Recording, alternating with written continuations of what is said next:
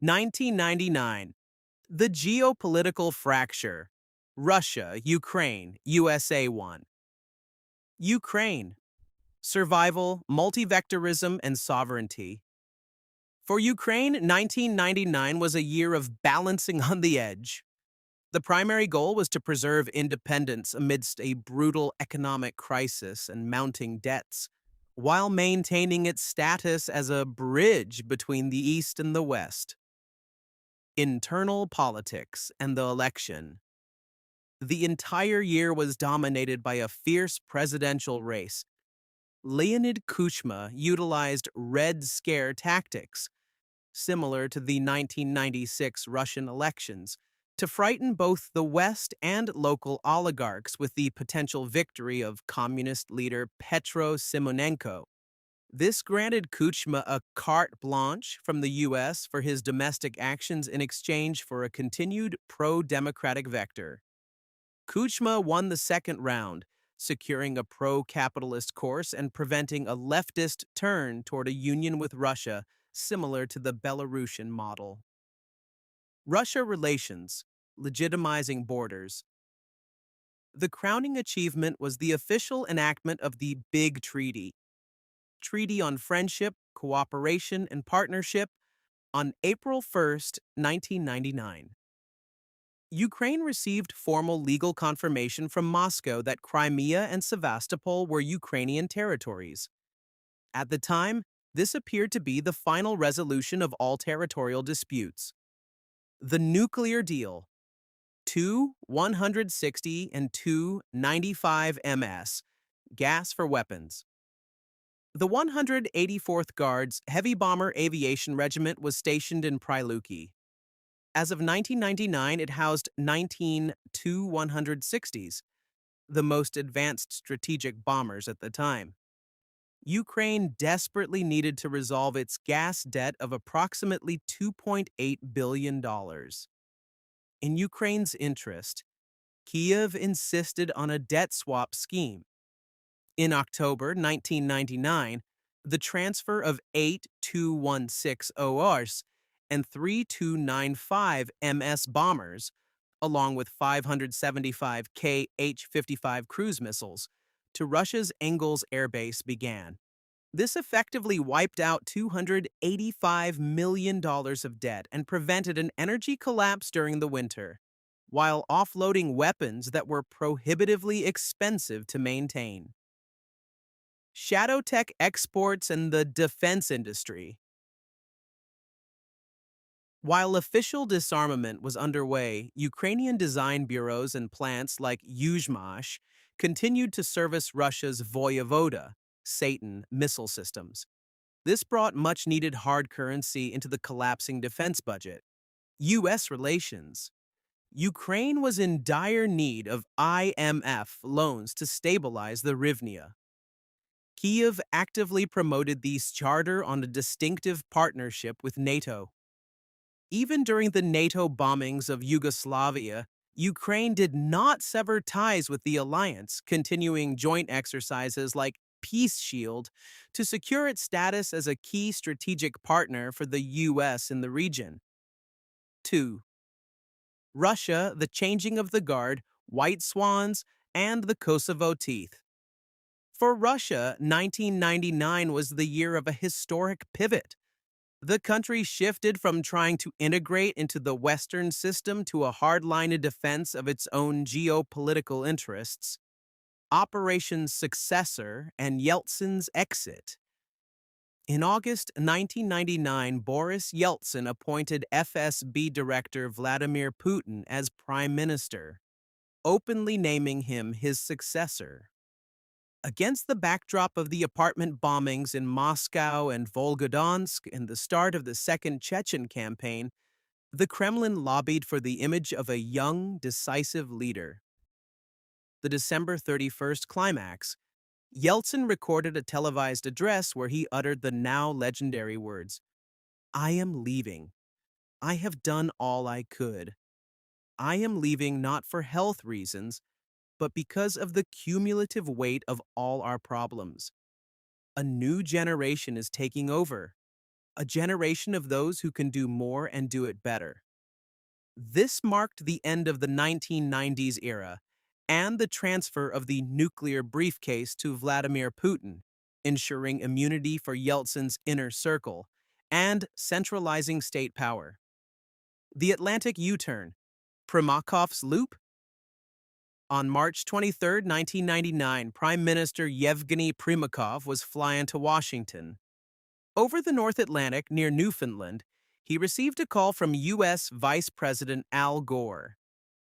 Gore explicitly stated, NATO has decided to begin bombing Yugoslavia within hours, and the U.S. was not open to discussion. Primakov asked, "Can we postpone the operation?" Upon receiving a refusal, he declared his visit pointless and ordered the plane to turn back right as a cabin. This was the first open slap to American diplomacy since the Cold War. The dash to Pristina, Operation Slatina. On the night of June 11, 1999, Russia executed one of its most daring paratrooper operations.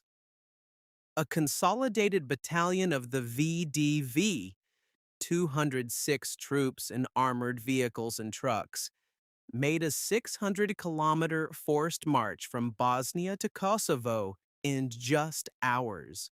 The result? Russian paratroopers seized Pristina's Slatina Airport before NATO's British forces could arrive. When British General Mike Jackson was ordered to force the Russians out, he famously replied, "I am not going to start World War III for you." This leverage allowed Russia to secure a role in the KFOR peacekeeping mission.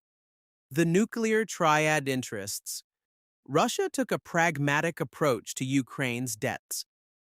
After the transfer of the 8 Tu-160s and 3 Tu-95 MS bombers from Preluki, Russia restored its long-range aviation potential.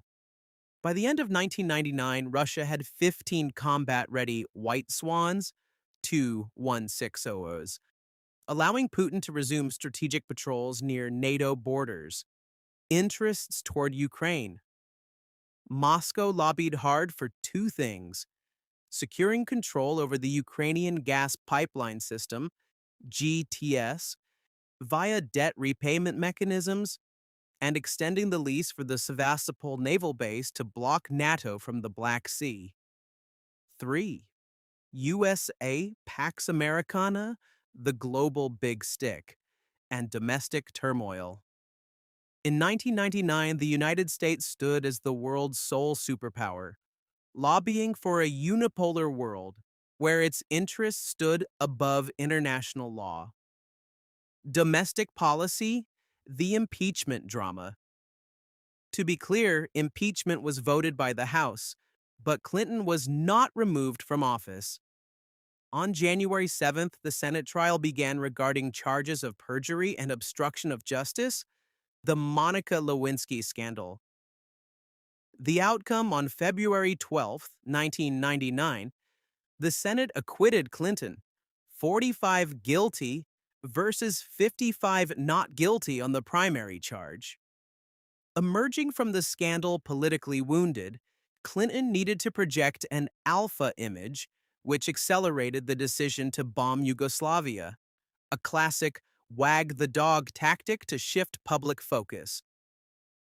The Columbine tragedy, April 20th, 1999.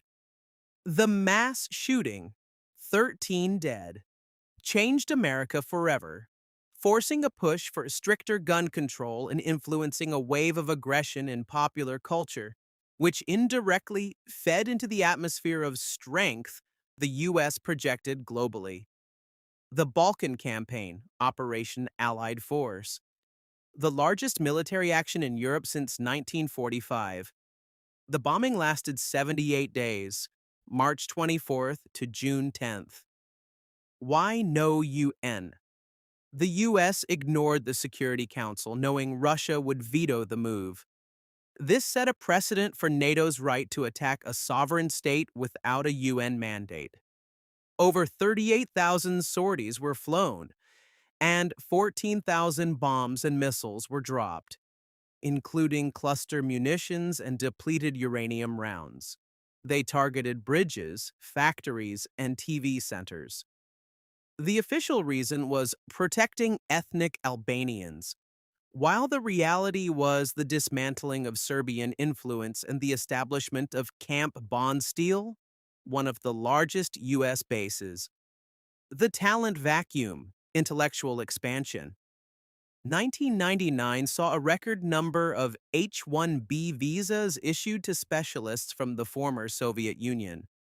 While engineers in the East were struggling to survive, Washington was buying up brains for cheap. This year laid the foundation for digital dominance. Napster, early BlackBerry 850. Interests in Ukraine?